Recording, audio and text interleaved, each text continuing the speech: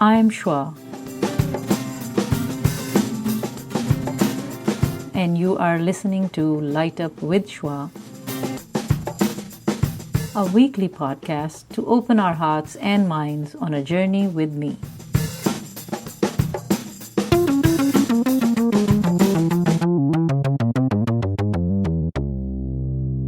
Greetings again.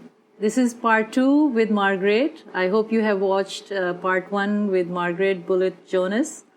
I am your host Shwa with Light Up with Shwa. I hope you have already subscribed, or if you haven't, please do so.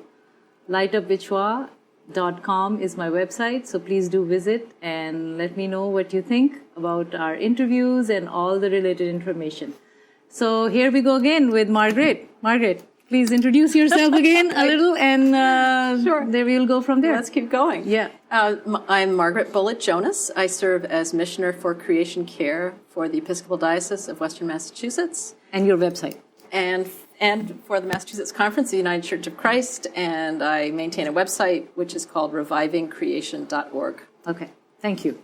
All right, so let's go back to, I think you are big on environment, and, you were saying something while we were talking. What would you like to say about the environment and interfaith? There's a lot to be said about that, but one point I wanted to make early on is I think working to heal the earth is also work that heals our souls. It seems to me that one of the healings that needs to happen is, at least this has been true for me, is to realize, what a revelation it is to realize that I don't stop with my body. Like, my identity does not stop with my skin. I feel as if the temptation, especially in this culture, which is so individualistic, the temptation is to think that it's all about me. What's important is me and my story, my life, me, and this is all there is, and this is all that matters.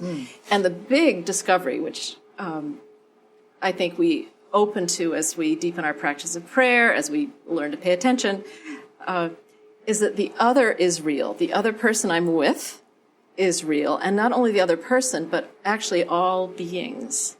That we're actually participating in a whole stream of life, of energy.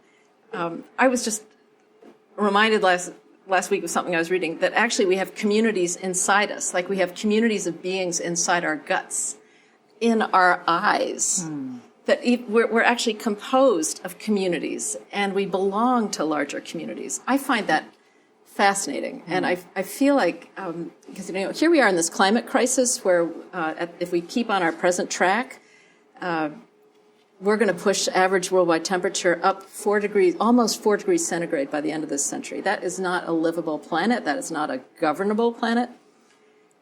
So I'm all about we need to heal our relationship with each other and with the natural world. And that, to me, that begins with realizing that we belong to each other, that we are not solitary individuals. We need each other to thrive.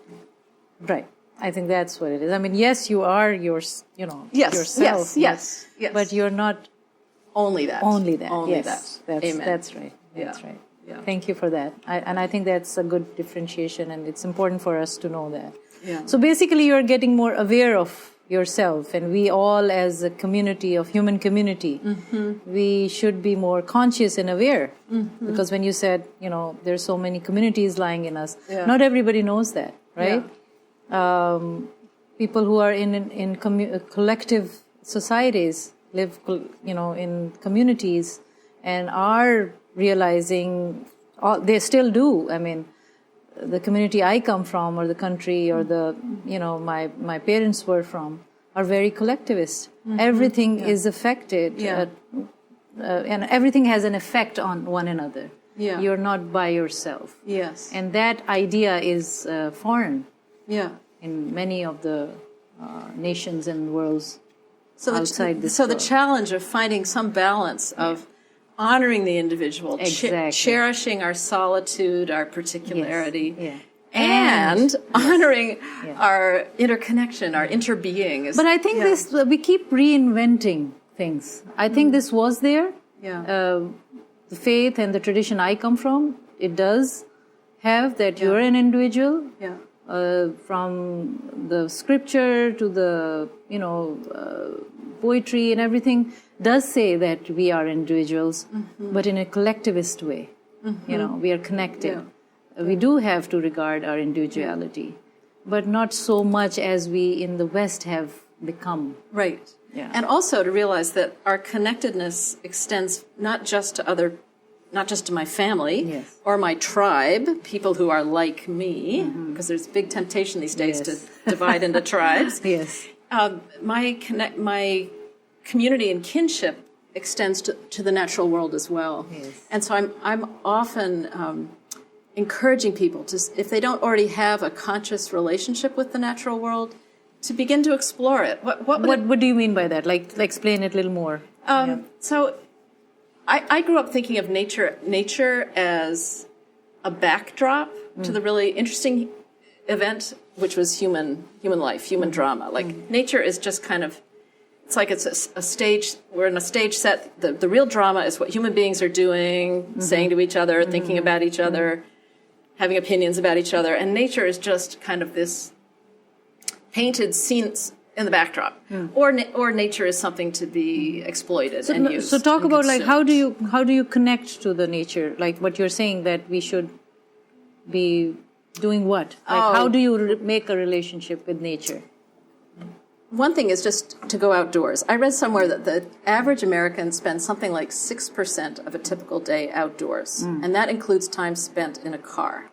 Oh. So it's just most of us, and I include myself. Where did you get these statistics, if you don't mind? Oh, that's a Google it on the internet sort of thing. So okay. Who knows? Maybe it's 7%. Maybe we spend 7% of the day outdoors. But most 6 to 7. 6.5. Yeah. Most people I know spend a lot of time indoors, and they spend even more time on screens. We're interacting with our electronic virtual worlds, and we walk around inside our heads, and we're only paying attention to each other, and we forget this living, blooming, and very threatened larger life around us. So I think of it now as a spiritual practice of intentionally spending time outdoors, and it's not just being outdoors to get exercise, and I will now move as fast as I can through space, getting exercise, but spending conscious time outdoors where I'm really gazing, I'm taking in the beauty of the tree, the sunset, the smells, the feel of what it is to be a human being alive at this beautiful, precious moment. And even establishing a relationship with a particular piece of land. Many folks move a lot in their lives and don't have that sense of rootedness anymore. Okay. But to whatever degree we can find a piece of earth to fall in love with, to really get to know as the seasons You mean like change. living there when you're living? Yeah. So you should be living in an area where you have some. Well, but not everybody can. not everybody can, and that's a whole justice issue of who has access to clean water and trees and green leafy parts. Well, natives had it, but we. They were living in nature. Because I went to Quechee Gorge in New Hampshire. I don't know if you have been there, and it is beautiful. And there are so many places like this all around. But even if we live in a city and all we have is a tree, like to find some piece of nature to fall in love with and to really pay attention to, like I'm going to notice what's happening with that tree as the seasons change. That's what you're saying. I was trying to understand, what do you mean? So somebody like me who is not, what do you really mean? How to have a relationship with the nature? Okay, I have plants in my home. Yeah. Is that creating a relationship with the nature? Living a natural life. I would right. And if you have a little yard or a tree or bushes. Yes. So taking care of them, watching them, are they growing? Are they not well? All that. Yeah. And knowing that that's part, again, of a much larger web of life. Yeah. So if there's a Native American tribe, and I don't know which one, which says, live so that a piece of earth mourns you when you die. So if that were true, that means you have really connected to connected, established, intimate relationship with the piece of earth.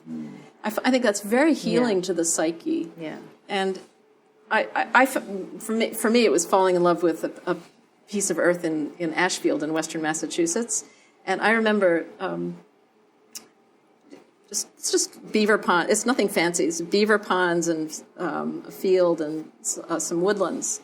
But really finding that's a place of encounter with God for me when I go to Ashfield. And then realizing that I remember the day when I saw a hawk flying overhead, and the shape of its wings reminded me of the shape of a whale's tail. And I realized at that moment that Ashfield is connected to the Arctic. This was a time, as now, when I was very concerned about drilling in the Arctic National Wildlife Refuge. And so the good news, bad news was this beautiful sacred place that I love, Ashfield, is connected to the Arctic. It's connected to what's happening to the whole web of life around the earth. For me, that was a very heart-opening and painful experience of realize I love this piece of earth. It is sacred to me. God comes to me, meets me here.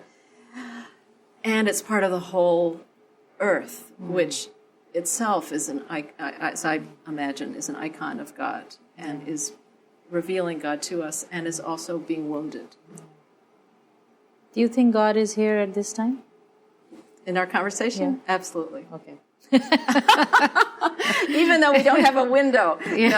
No, absolutely. Okay. No, I do experience that. All right. Wonderful. It's been a very rich conversation we are having. I hope everybody's enjoying. So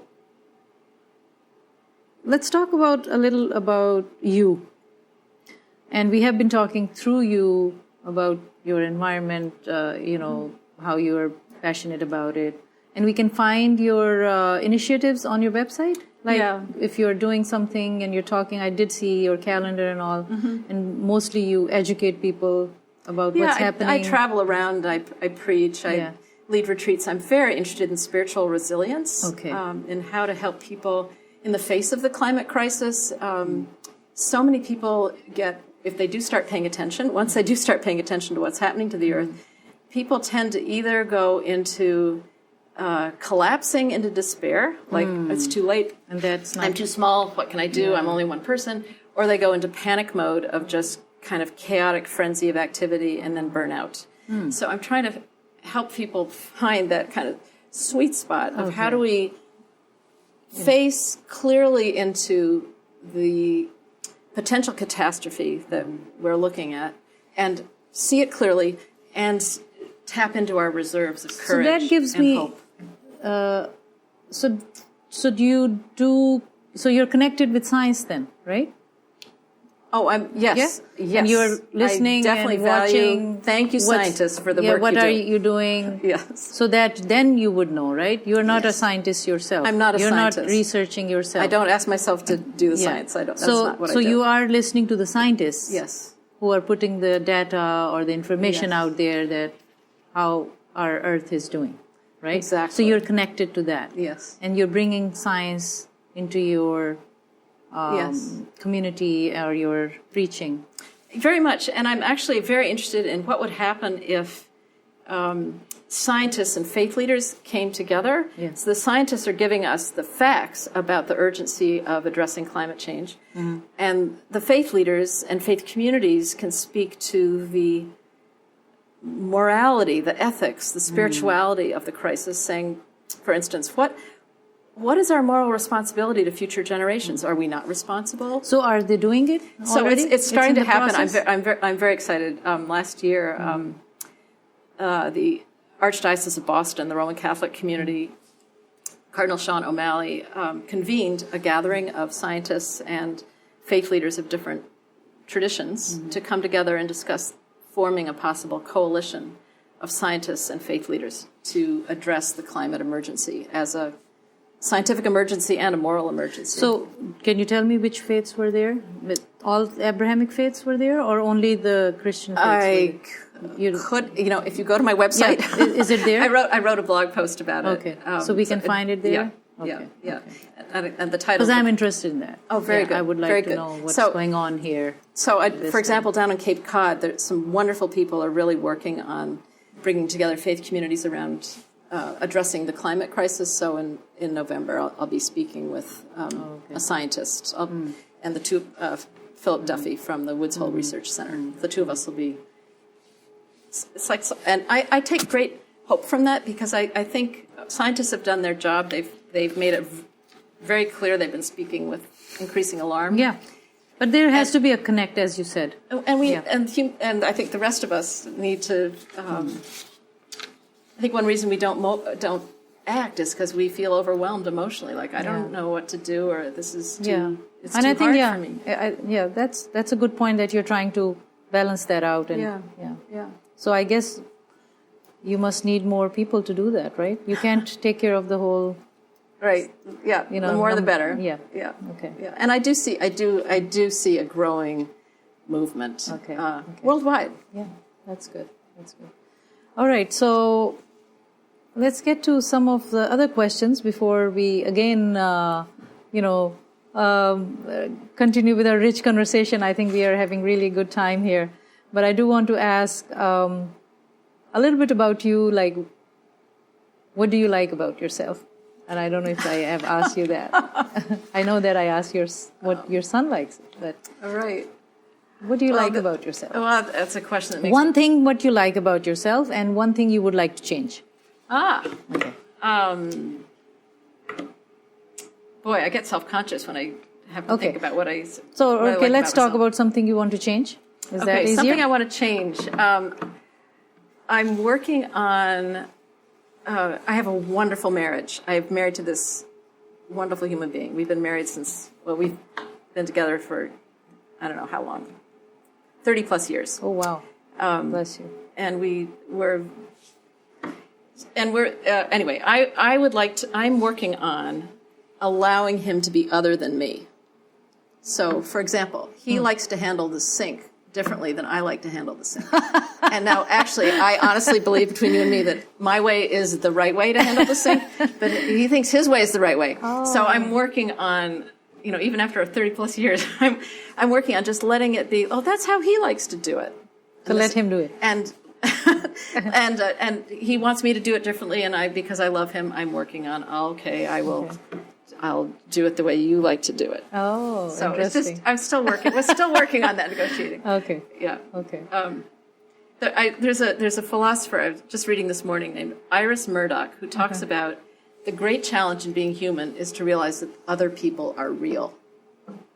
Which I love that because I think there's like a fundamental narcissism in us, which is like I actually am the center of the world.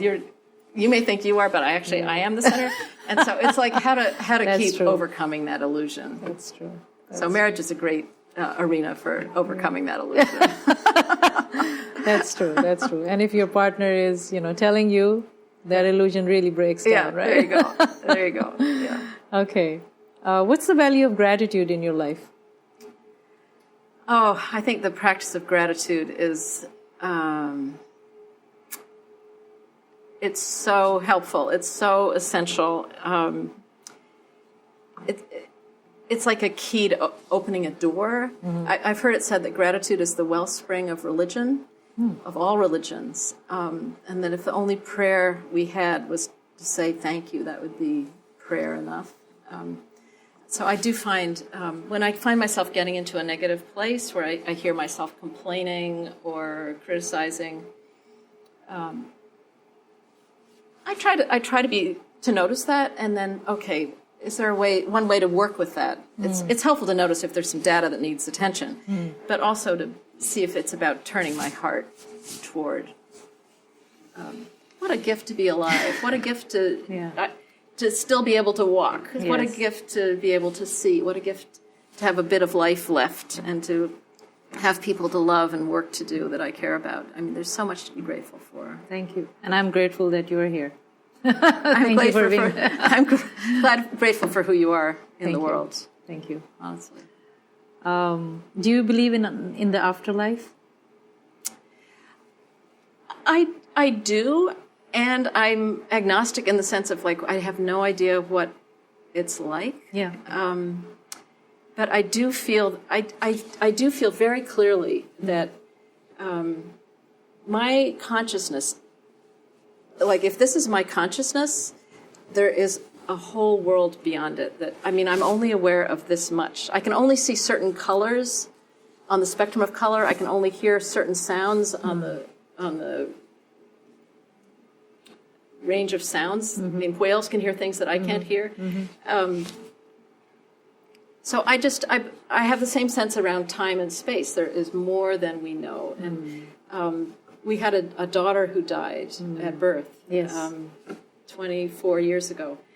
And through that process of grieving her death and praying with it, I do believe I will see her on the other side. Okay, nice. And I have no idea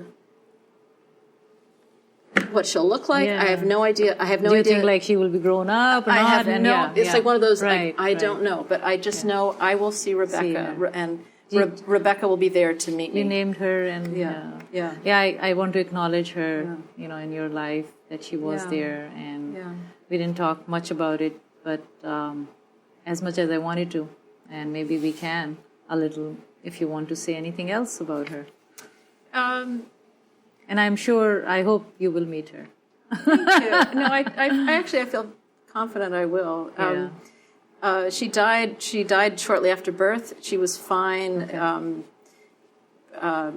She was born prematurely, and so she died in our arms after about 4 hours. Okay.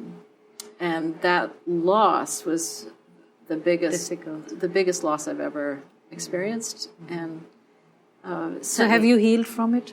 Have you healed in a way that you feel that you're in a space or place that you have let it go? I'm very grateful for her. Okay. I feel like she, in a way, has been a guide. Okay. Because one thing I learned from her was I'm not going to find her in the past. It's not by looking through all my memories and the little hat she was wearing and the little photographs. That's not where she is. She's with me and ahead of me. And that's a nice way. Yes. I mean, I really do feel she will greet me on the other side. Yeah. So it gives me a sense of security in life, in a way. So I feel blessed. Thank you so much for sharing that. So I assume, which I just recently learned that I shouldn't assume things. You have found a purpose in your life. Yes. Yes. And that is creation care. I guess that's certainly my vocation, but okay. I feel like the larger purpose, I sort of found words for it a number of years ago, which is I am the possibility of the presence and love of God being fully expressed in the world. Like that, to me, captures your purpose. That I most want. To do. The possibility of the presence and love of God being fully expressed in the world. Wonderful. And caring for creation is definitely part of that. Big part of it. Yeah. Thank you. Any message of hope? There are so many good people in the world. I feel like I meet them every day. But no, I feel like we need to remember the goodness in the human heart, the human psyche, because we have so much evidence of how we get lost, how we get confused, what happens when we get afraid, what we do. So if we can also remember we have so much more potential than we'll discover in the newspaper. Find practices that help us touch into our own potential, and then to evoke it in each other and find strength in each other. Exactly. I think we are doing that today. Maybe. So my last question to you is, what lights you up?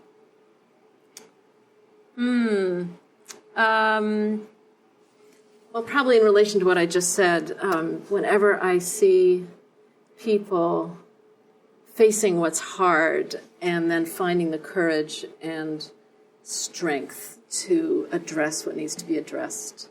If I have time to tell a quick story, I'll tell.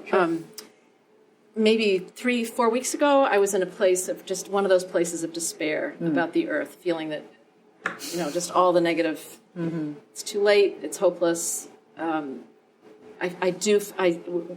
We have our current administration in this government, in this country, is intentionally dismantling regulations and withdrawing from treaties and just undoing, like right before my eyes almost every day, things that are there to protect the earth. And it makes me so angry and so sad. So there was a night I couldn't sleep, and I was up, and I got up and I said, I've got to go outside and be under the stars and just breathe in the presence of God. Mm-hmm.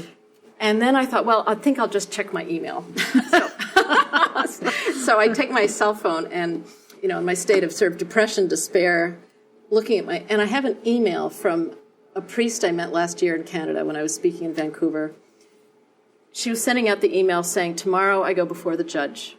I was arrested for trying to stop this pipeline in Vancouver, I and a bunch of other people, and tomorrow we're going to be sentenced. We've been convicted, and we're going to find out how long we're going to be in jail. And she said in her email, I'm so happy. I'm so grateful to be alive.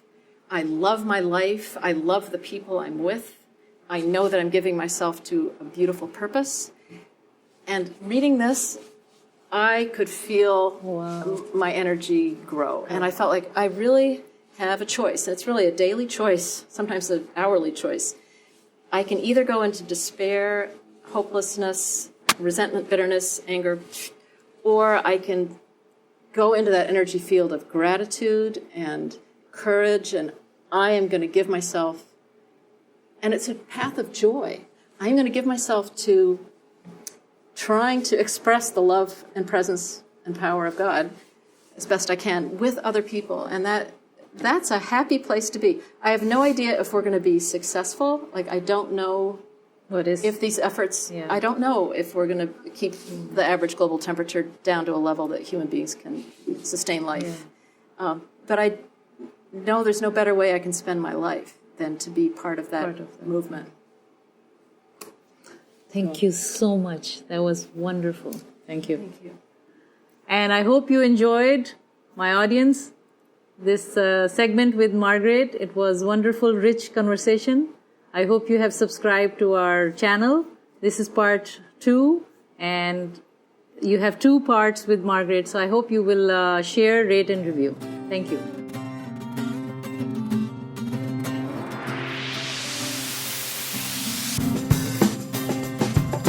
Thank you for staying with me through this exciting episode. Please don't forget to subscribe and stay tuned for the next episode of Light Up with Shwa.